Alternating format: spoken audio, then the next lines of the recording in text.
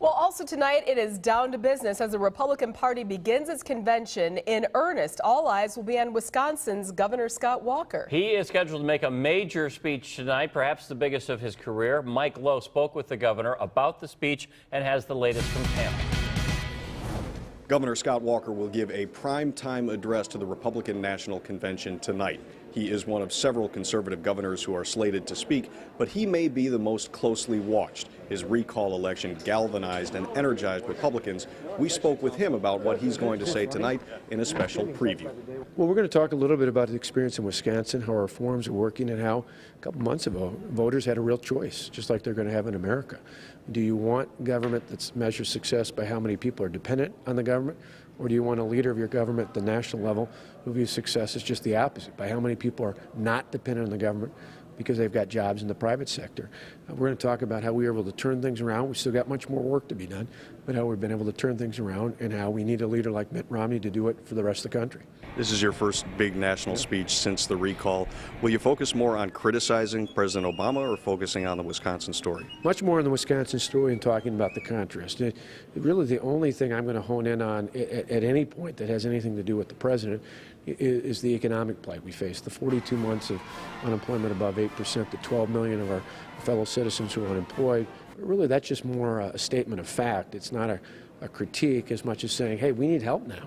We need a leader who can turn things around, and then I'm going to make the case that that leader is indeed Governor Romney.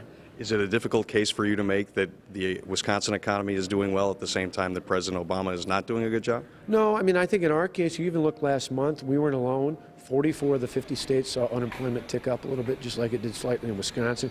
It's gotten better. A few years ago under Governor Doyle, it was 9.2%. It's now 7.3%, so it's better. But we could do so much better if we had the right leadership in Washington. That's really the argument I'll make, and a lot of the other Republican governors you're going to hear from tomorrow make as well. The governor will take to the stage during the 7 o'clock hour, and there will be many familiar faces in the audience, especially one in the front row, his wife, Tonette. Reporting in Tampa, Mike Lowe, Fox 6 News.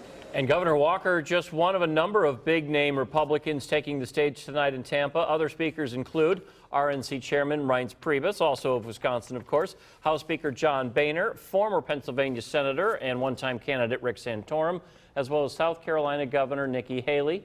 Mitt Romney's wife, Ann, will speak, and the keynote address will be delivered by New Jersey Governor Chris Christie. You can catch tonight's Republican convention speeches live on our website, fox6now.com.